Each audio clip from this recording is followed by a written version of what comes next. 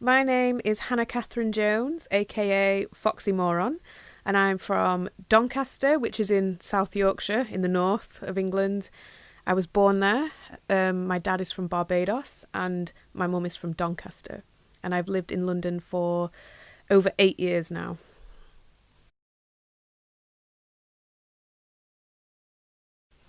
I am a composer, a visual artist. I am a multi-instrumentalist, mainly strings, so viola. I also play piano, auto harp, mandolin, theremins. I have two. Anything I can get my hands on, really.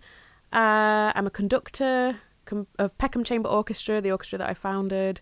I am a DJ. I'm a radio broadcaster. I do see myself as a composer, even though I don't necessarily feel comfortable in the classical music world, but in the same way that I don't feel comfortable in the art world. I don't feel comfortable in, I guess, these two worlds that are upheld, same as the academic institution, by a certain race, class, gender, of which I am none of. So I feel at odds with these things, just as my very existence. However, I do feel like what I'm doing is really pushing for people to see this idea of a composer, of one who just puts together using whatever is available to them. And I think we need more of that. We need to kind of broaden out what this idea of composition is. And I feel like I am doing my best to do that.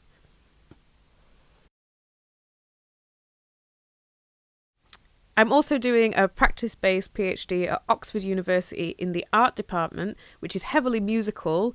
To try and put it in a nutshell, I would say that it is attempting to decolonize the course, the institution, through a practice-based body of work, the ODEs, and the thesis takes the form of an oral delivery as an intended broadcast to kind of take Audre Lorde's saying the master's tools will not dismantle the master's house by kind of denying the written word on the page and using things like my tone of voice, my oral delivery, and everything is surrounded by music. Everything that I say is a kind of talk over, and then there are tracks played in full. So it's kind of using sound as this disruptive method to challenge the institution in order to decolonize it, essentially.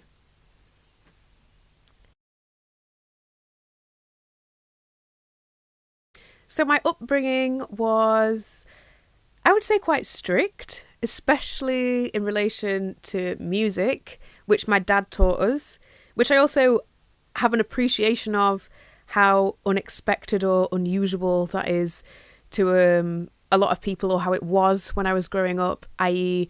a black Caribbean father teaching his mixed-race children violin, viola, piano, any instrument he could convince us to play. So yeah, there was a lot of discipline around practicing every day, which I rebelled against in my teenage years. I think it's quite normal, but obviously I am incredibly grateful for being encouraged and supported, to play instruments, and it's such a big part of my life in terms of what it is that I do, what it is I have done in the community, starting an orchestra. But yeah, upbringing was interesting. I mean, I found it quite difficult to be mixed race or black. I mean, I kind of go by either of those racial definitions, although I guess I prefer the term diasporic because it's broader. But it was hard growing up as a diasporic individual in a white working class northern town, and there was a lot I didn't understand, and a lot I haven't really begun to understand until really the past 5 years or so, or been able to name it. And that's, just the way it is for a lot of people. But music was definitely an essential anchor, connection with family,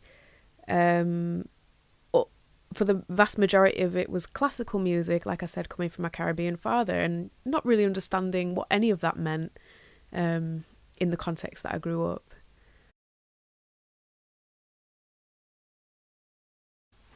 So my output as an artist or a creator is exceptionally broad. I think I am considered as a composer in the traditional sense. I've been nominated for a Hamlin Award as a composer, which is where I met Hannah Kendall, handing in our applications at the very last minute in person, and we went for a pint. But also, in that nomination, I felt I had to call up and ask them, has there been a mistake? Do you not mean in the art category? They were like, no, composer. So I know I am considered in that sense as a traditional composer, and I do produce scores that are performed by one orchestra, the orchestra that I founded, which is Peckham Chamber Orchestra, which is working with lots of people in the community between 25 and 50, getting the audience in, which can be as large as almost 300 people. So that's a very big part of my output that's been ongoing since 2013, which I kind of left to the Peckham Chamber Orchestra to kind of run themselves, and encouraged new people to come and learn how to conduct, with an emphasis on female, black, non-binary, any combinations of things that don't equate to white male, essentially, to run the orchestra themselves. I do still play in it, and it's a very big part of what it is that I do, especially in terms of how I think about things. The other side of the practice is my own kind of solo compositions, even though I've only recently started to look at these as compositions. It's a body of work called the ODEs, spelled OWEDS. It's a pun on the Greek kind of odes, ODES. And it's a body of work that's really dealing with reparations, really cultural reparations. What don't I know? What information do I owe it to myself to know, and to others, to other diasporic subjects, and just to people in general? How do I shift the emphasis? It's part of a personal and environmental, as in like my environment's the ones that I inhabit, like decolonization process. Yeah, it's quite complicated. It's not easy to kind of talk about these artworks or compositions that are intended to be experienced live with me performing, but they exist as audio-visual rituals, and I compose them using theremin, viola, voice, loop pedals, vocal harmonizer. Sometimes I'll use auto harp, mandolin, whatever instrument seems to kind of create the affect or effect that I want. And the odes also contain a visual element. So the way I make videos is I steal fragments of different videos from online, I layer them up, and it creates something new. Often the source is unrecognizable. I also use a lot of free resources like NASA's resource, so I'm constantly referencing intergalactic footage. I take all these fragments and then they create a kind of narrative. It's set against a soundtrack, like I said earlier, multi-instrumental, heavily theremin-based and voice-based. And I try to evoke the essence of whatever it is that I'm meditating or trying to convey, or who I'm trying to communicate with in that ode. For example, Ode to Bussa is a ritual for Bussa, who was a enslaved Bayesian, or really, somebody from Nigeria who was enslaved and then taken to Barbados. Bussa led a rebellion in April 1816. He led 400 freedom fighters, and lots of them were killed in battle, including Bussa himself, but it was a significant revolt, and it significantly shook public faith in enslavement. and I needed to honour this person of my Bayesian past. And I didn't really know how to do that. I didn't know how to do that through traditional orchestral scoring methods. I knew it had to come from an improvisatory place. So I basically just sang his name in a way that felt natural and that contained sorrow and joy and curiosity, and that was meditative, which I think is hugely important. And that then became this composition that every time I perform it, I know I'm following a kind of score, which in so many ways is marked by the video sequence, but it's also just a suggestion. So it's kind of like, I see a very, very strong connection with how I compose traditionally for an orchestra, which is often taking fragments of different pre-existing pieces, basically doing a really, really basic form of sampling, labour-intensive form of sampling where I'm orchestrating, copy editing bits, fitting them together. That's the exact same way that I compose visually, taking all these YouTube clips and like kind of merging them together to create something new. But then what comes out of me musically in these ode compositions is something that I feel I wouldn't be able to express if I was attempting to score it for many, many instruments. Yeah, it's quite complicated to try and link everything together, but I see composing as putting together. It doesn't matter what I'm putting together. It might be people for an orchestra, it might be the audience, it might be a DJ set or a radio show or a video or something traditionally scored, or me putting something together in this improvisatory way that ends up over time becoming a composition.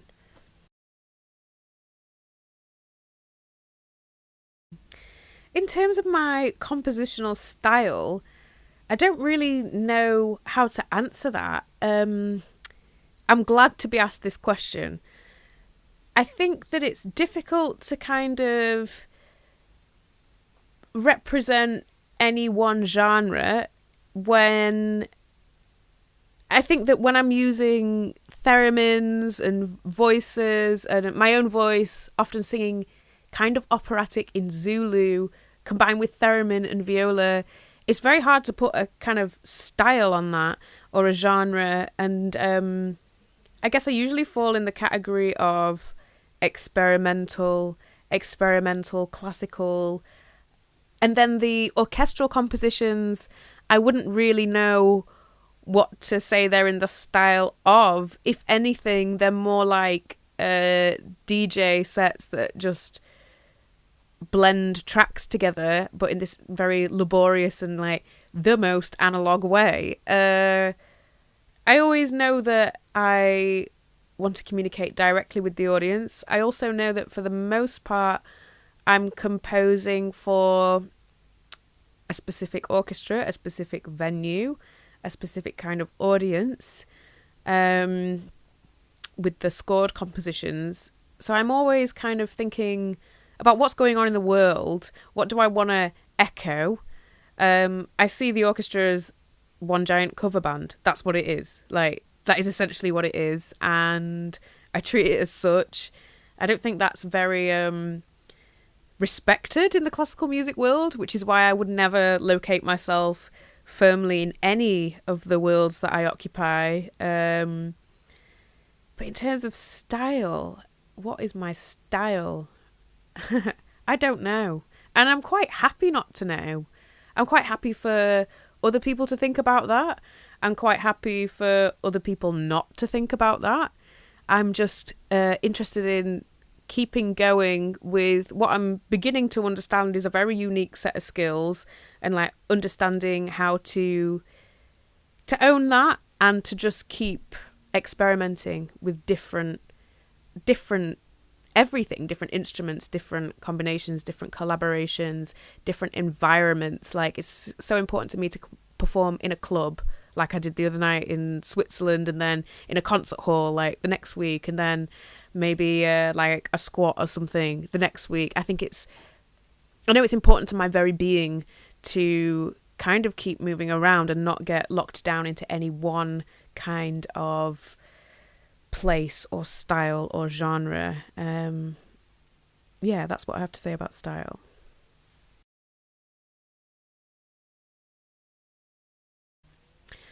The works that I'm most proud of, I mean, I guess I'm proud of the whole body of work series, the ODEs, which is ongoing, and it can't really, not any one of them can really be pinned down to any one iteration.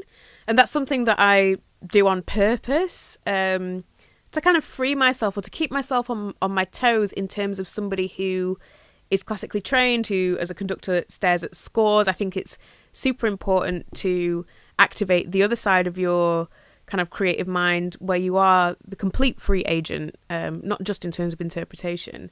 I don't know, I feel like the most significant ode will always be Ode to Butter, because it was the first time that I had expressed something so purely and so totally and so simply that it will always have a special place in my heart and in my practice.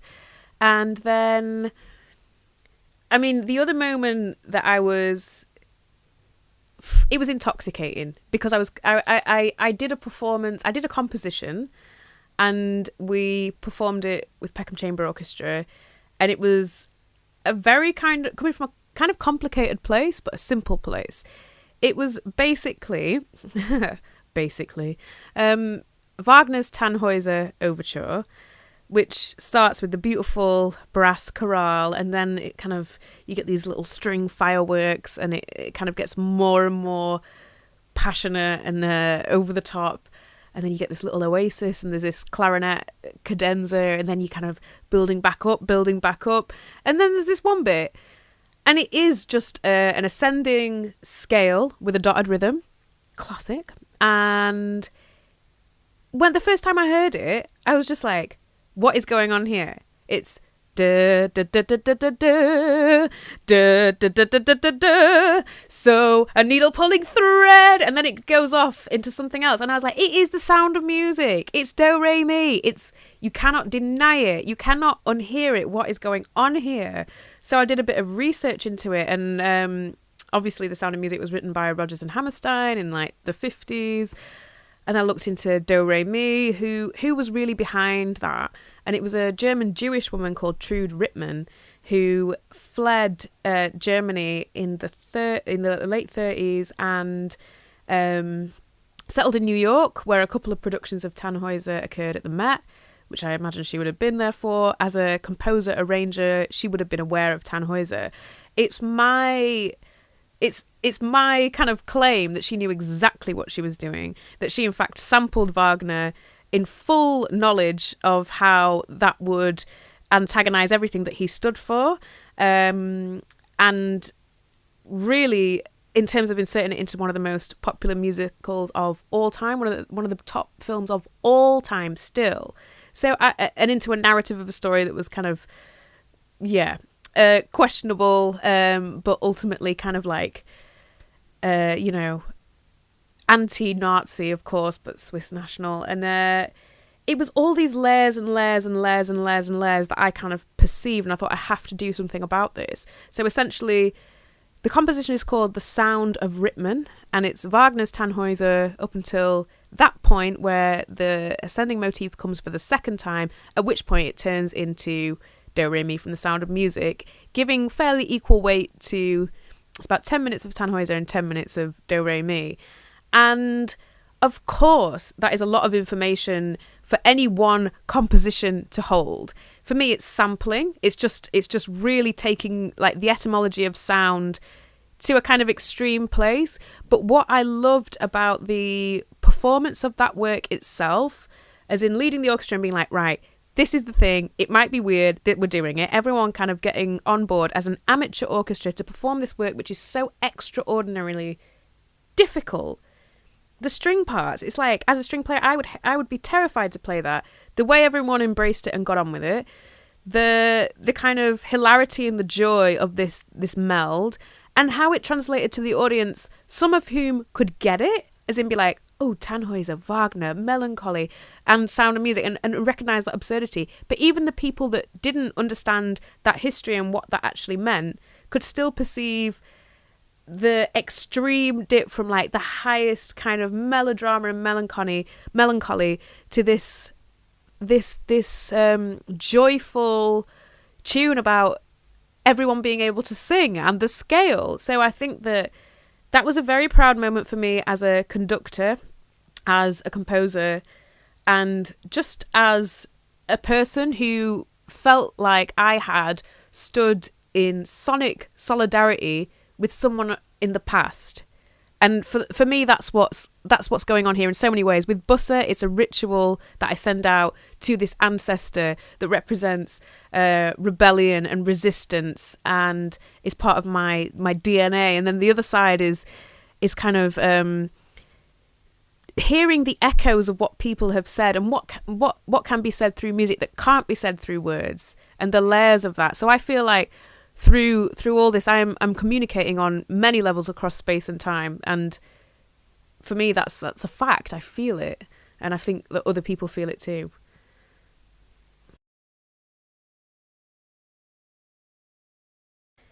If I have to describe my identity, it would be as diasporic, because I feel like none of the other words like black or mixed race or black British really allows for the nuances that exist in diasporic people's experiences.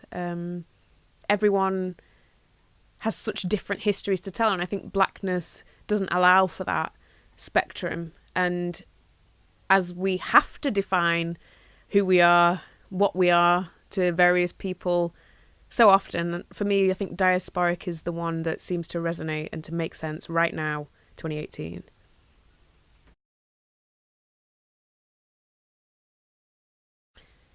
If I have to describe my musical aesthetic, I think I'm going to go with the same definition, which is, I guess, diasporic, like dispersed. I feel like the location of where I'm coming from, however you want to perceive that, metaphorically, literally, is coming from a place of a search into the past. Or maybe a projection of the future of what I want that to sound or look like. So I'm going to kind of leave that as diasporic. I'm going to leave it there.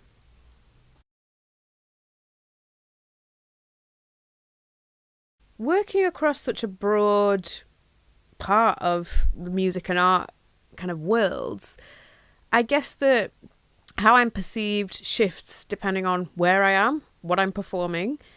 But ultimately, I do think that there's an emphasis on the fact that I am a black woman. As a conductor, it's unexpected. Or within the academic world as well, I think that my classical training makes people treat me with a little bit more respect, which is interesting because it kind of harks to a kind of idea of elitism, which is everything that I'm working to undo. But I try to use it to my advantage, and I actually very much enjoy it when people take one look at me. If I've got afro, if I've got my dreads, if I've got my high top, they won't have an expectation of me to be somebody who is doing a PhD at Oxford or writing a little symphony or whatever it is that I'm doing. And I suppose I have to learn to enjoy kind of turning on my expertise or charm to, let's say, some man in a suit who's probably going to be white, who's probably going to be upper class, and I can just, put it out there. In terms of how I think the music is perceived, I honestly do feel still like a bit of an imposter in the classical music world, just because I was never good enough on any one instrument or voice, arguably, to really make it. I dropped out of conservatoire. I've played in some amazing orchestras, but I really don't play that much in professional orchestras anymore because I've been conducting. The most amazing feeling really was starting my own orchestra where I could just do whatever I wanted. And so I really try as much as I can to not care what people think. I offer free classical music experience and have done for 4 years, people can think what they want. The fact that they come back and it's talked about, everyone has an experience when they come see the orchestra or when they come see me live, or I get a lot of feedback on the radio shows that I do, the opera show on NTS, for example. And I've been fortunate enough to have things like NTS, which is a great radio station, and it's you do whatever you want. You don't answer to anyone. So I really feel like I am comfortable in my visions of the things that I want to create and how I want to create them. And I'm fortunate enough to have laid down those foundations. So yeah, I try my best not to care.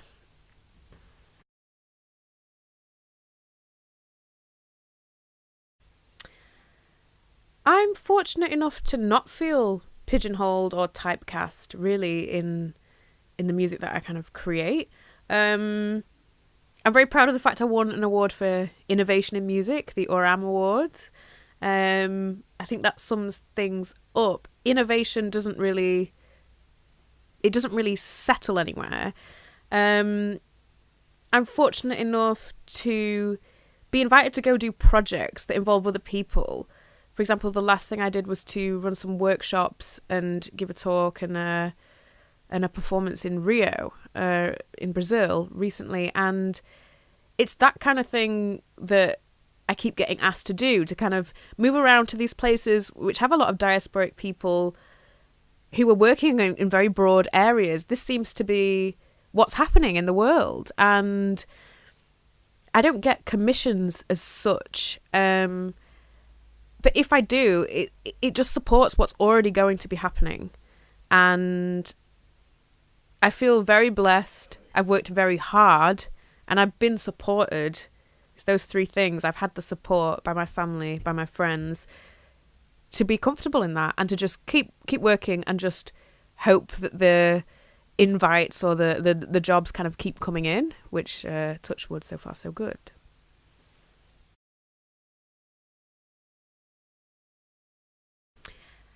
If people are not familiar with my music, I would probably recommend that they start with Ode to Busse, because it really represents kind of who I am and what I do, and it would be a good place to start. There's plenty of stuff out there. I would also... The thing is about my orchestral compositions is I really want people to be there in the room, and because it's an amateur orchestra, there's so much like feeling, and it's a very, very high standard, but we're not professionals. And I think when you're listening to a recording, you don't want any kind of imperfections. And that's not to say that the orchestra isn't of a very high standard, but there's something different about being in the room when you know that people are really reaching for those notes. There's that energy. So I would always want people to go and see a Peckham Chamber Orchestra concert. It's free and it's in Peckham and they happen 3 or 4 times a year. I would like people to listen to my Ode to Busse. I would like people to come and see my Ode to Badu, Erykah Badu, if you like Erykah Badu, which I do. I'd love them to hear that composition. And to anyone who's looking for anything new and interesting to listen to, I would say listen to my NTS opera show, of which there are 3 years worth of episodes to listen to, of the music that inspires me, because I do just see myself as a big sponge, consciously and subconsciously absorbing everything that I perceive, be it visual, audio, oral, everything kind of soaks into my work in a way that maybe I'm not even aware of, but there's plenty out there.